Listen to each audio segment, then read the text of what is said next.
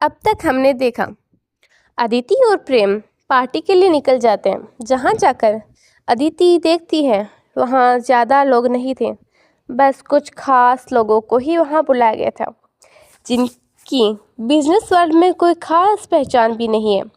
जिन्हें देखकर अदिति समझ जाती है कि ये सब प्रेम के फ्रेंड सर्कल और जानने वाले लोग थे। वही प्रेम को गुस्सा आ रहा था जब उसने देखा कि सब लोग किस तरह से अदिति को घूर रहे थे, इसलिए उसने अदिति को किस कर लिया, जिस पर अदिति को काफ़ी गुस्सा आता है, लेकिन वह कुछ नहीं कहती। तभी सबका ध्यान अपनी तरफ करते हुए प्रेम कहता है कि ये उसकी पत्नी है, मिसेज अदिति प्रेम सिंघानिया, जिसे सुन सब शौक हो जाते हैं। अब आगे प्रेम की बात सुनकर सब आपस में गॉसिप करने लगते हैं। जहाँ कुछ लोग कह रहे थे कि क्या सच में मिस्टर प्रेम सिंघानिया ने शादी कर ली है, पर किससे? ये लड़की तो किसी बड़े खानदान से नहीं लगती, या ये है? तो कुछ लोग कह रहे थे अरे यार, पहली बार किसी लड़की को देखकर दिल में हलचल हुई थी, उससे भी मेरे जालिम बॉस ले गए।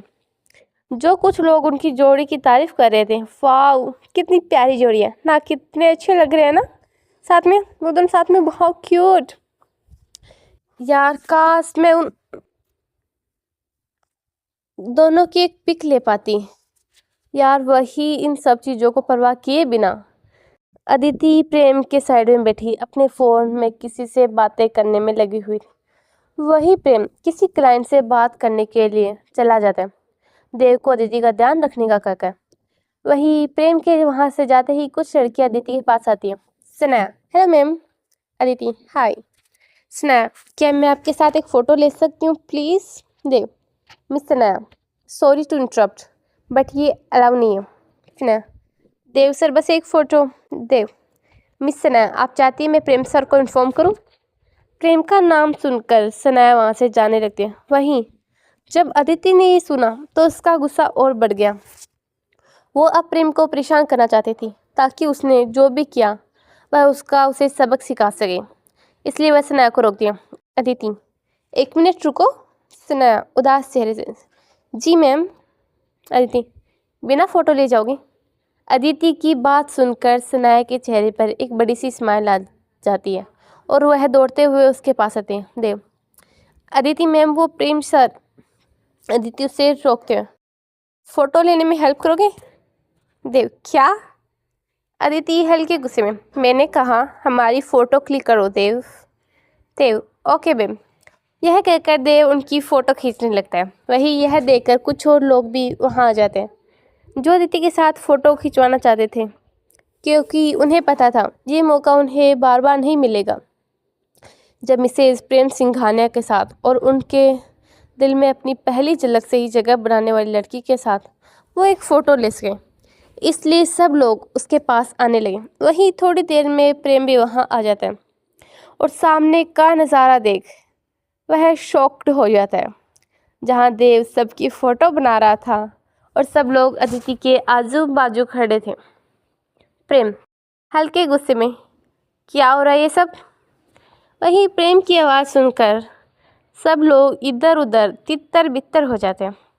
वही देव प्रेम का मन ही मन शुक्रिया कर रहा था, क्योंकि वह अब सबकी फ़ोटो बना बना कर थक चुका था, लेकिन वह रुक नहीं सकता था। वही प्रेम गुस्से में देव को अपने पास बुलाता है और सबको एक नज़र देखते हुए दूसरी तरफ चला जाता है।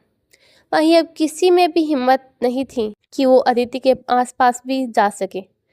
वहीं अदिति को अब प्रेम पर और गुस्सा आ रहा था, लेकिन वो चाहकर भी कुछ नहीं कर सकती थी, इसलिए अब वो शांत होकर ईयरफोन लगाकर गाने सुनने लगती है।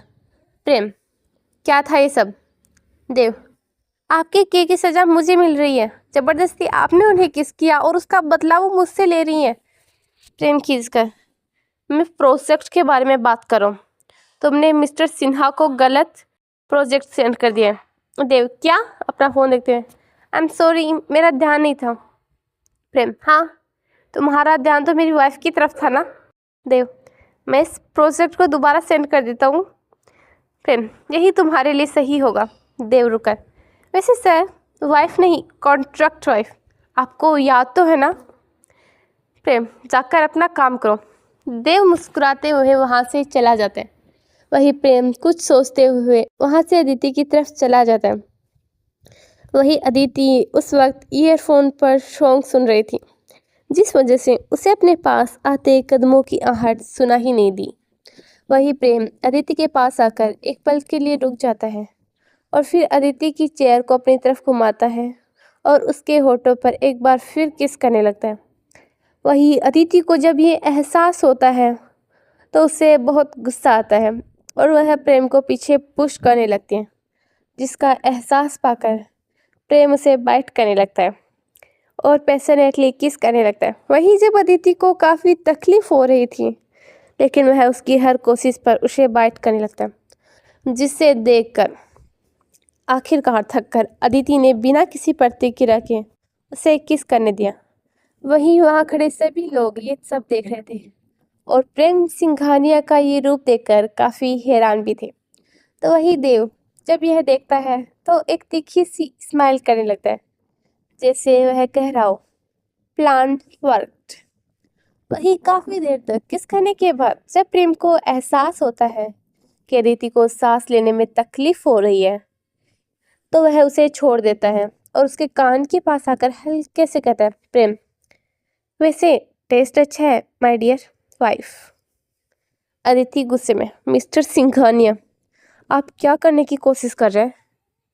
तब से आप सिचुएशन का फ़ायदा उठा रहे हैं, लेकिन अगर आपने अपनी ये बदतमीज़ी बंद नहीं की तो मैं भूल जाऊंगी कि हमने कॉन्ट्रैक्ट साइन किया है, क्योंकि उसकी पहली शर्त आपने ही तोड़ी है, मुझे फिज़िकली टच करके। आई विश आपको याद होगा। और वैसे भी आपका क्या है, आप तो मुझ पर ही बाद में इल्ज़ाम लगा देंगे कि मैंने अपने शरीर का यूज़ करके आपको बहकाया था, तो please stay away from me. वही तब तक देव भी वहाँ आ चुका था। प्रेम ने देव के पास देखा और उसे अदिति को घर छोड़कर ऑफिस आने को कहा। वही अदिति उसकी इस बात से हैरान थी, पर उसे तो यहाँ से निकलना था, तो वह देव के साथ चली गई। वहीं देव ने सबसे पहले ही कह दिया था कि उनमें से कोई भी इस शादी के बारे में बाहर नहीं बता सकता। अगर किसी ने ये कोशिश की तो यह उसके लिए अच्छा नहीं होगा, जिस बात को वो सब अच्छे से समझ गए थे। वही देव अदिति को सिंघानिया मेंशन छोड़कर जल्दी से ऑफिस जाता है, जहां वो देखता है प्रेम गुस्से में अपनी चेयर पर बैठा उसका ही इंतजार कर रहा है, जिसे देखकर उसके हाथ पांव कांपने लगते हैं। लेकिन वह अंदर जाता है तो उसे प्रेम की गुस्से भरी आवाज़ सुनाई देती है, प्रेम गुस्से में कॉन्ट्रैक्ट निकालो। हे एवरीवन, कैसे लगा आपको आज का पार्ट? जरूर बताएगा। और आपको क्या लग रहा है आगे क्या होने वाला है? आखिर क्यों मंगवाया है प्रेम ने कॉन्ट्रैक्ट पेपर? जानने के लिए बने रहे हमारे इस कहानी में। तो जल्द मिलेंगे हम अगले पार्ट में, तब तक के लिए बाय बाय। और हाँ, अपनी प्रतिक्रिया ज़रूर दीजिएगा। ओके, तो मिलते हैं फिर, बाय बाय।